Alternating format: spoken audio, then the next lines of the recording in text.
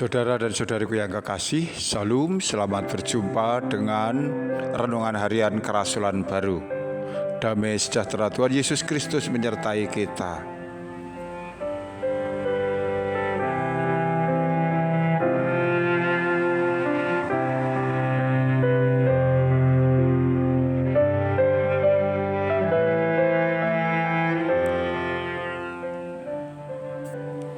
Kita masih akan menyelami perumpamaan Tuhan Yesus tentang talenta. Ini adalah bagian dari materi pembelajaran Katekismus Gereja Kerasulan Baru, soal nomor 157. Sebelumnya kita akan membaca apa yang tertulis di dalam Injil Matius pasal 15 ayat 18. Tetapi hamba yang menerima 1 talenta itu pergi dan menggali lubang di dalam tanah, lalu menyembunyikan uang tuannya.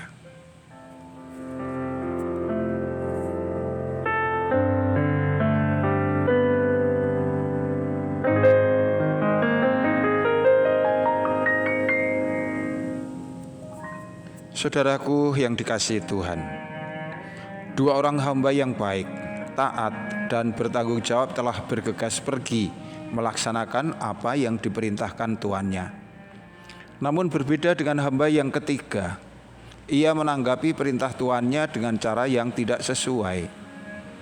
Bukannya berusaha melipat gandakan talenta yang telah dipercayakan kepadanya sesuai dengan perintah sang tuan, melainkan ia memilih pergi diam-diam ke tempat tersembunyi, menggali lubang, kemudian menyimpan talenta dengan cara memendamnya, menimbunnya di dalam tanah. Mengapa ia melakukan seperti itu? Rupanya hamba ini tidak yakin dengan perintah tuannya.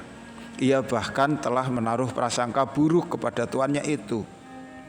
Ini bisa kita lihat pada bagian berikutnya dari kisah ini, yaitu yang tertulis di dalam ayat 24 dan 25. Matius pasal 25 ayat 24 dan 25 yang demikian.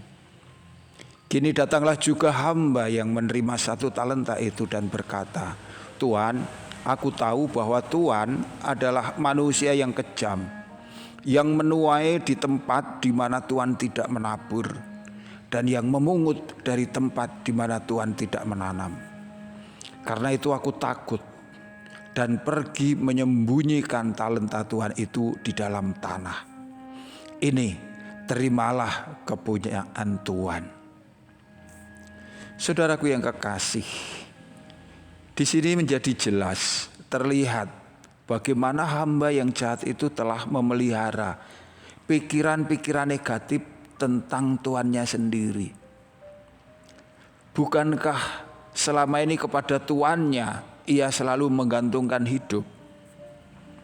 Bukankah selama ini tuannya telah memperlakukan hamba-hambanya termasuk dirinya dengan baik? Buktinya, 2 temannya tidak banyak komplain dan mereka tampak bersemangat melaksanakan perintah tuannya itu. Pikiran negatif yang terus-menerus dipelihara inilah yang membuat perangai hamba itu menjadi jahat. Ia menuduh tuannya seolah-olah telah menjadi seorang yang suka memeras atau bahkan memperalat hamba-hambanya dengan kejam atau tidak adil. Pikiran-pikiran negatif itu akhirnya menutupi, mengaburkan semua kebaikan-kebaikan yang selama ini telah diterimanya dari sang tuan. Padahal sekilas saja seharusnya orang ini juga bisa mengerti betapa baiknya tuannya itu. Karena tidak mungkin orang yang jahat mau menyerahkan hartanya kepada orang lain. Meskipun ia tergolong menerima talenta paling sedikit dibanding kedua temannya yang lain, namun bukankah 1 talenta tetaplah jumlah yang sangat besar, dan itu telah dipercayakan kepada dia, hambanya. Mari kita tarik hikmah atau kesimpulan dari kisah ini. Saudaraku, meskipun semua orang Kristen tergolong sebagai anak Allah, Namun seringkali terjadi pikiran-pikiran negatif tentang Allah, tentang Yesus, tentang firman dan pengajarannya menyusup atau sengaja disusupkan oleh setan ke dalam benak kita. Kita harus waspada. Karena jika kita membiarkan pikiran-pikiran negatif itu menguasai hati kita, maka orang atau kita akan berubah perangainya menjadi jahat. Orang menjadi tidak segan menuduh Allah dengan arogan. Kemudian atas keputusan yang telah diprovokasi oleh iblis, orang menjadi enggan, tidak mau, tidak tertarik untuk melakukan perintah Allah. Orang menjadi lebih suka melakukan keinginan atau pikirannya sendiri. Ini sungguh berbahaya. Karena ketika orang menghindar dari Allah atau bahkan melawan Allah, maka sesungguhnya ia telah berada dalam cengkeraman setan. Ia telah menyerahkan dirinya kepada kematian yang kekal. Orang yang demikian tidak akan diakui lagi sebagai anak Allah. Dan Allah akan membuang dia dengan kata-kata sebagaimana tertulis di dalam Matius 25 ayat 30. Campakkanlah hamba yang tidak berguna itu ke dalam kegelapan yang paling gelap. Di sanalah akan terdapat ratap dan kertak gigi. Saudaraku, berhati-hatilah menjaga pikiranmu. Tetaplah sadar betapa Allah mengasihimu.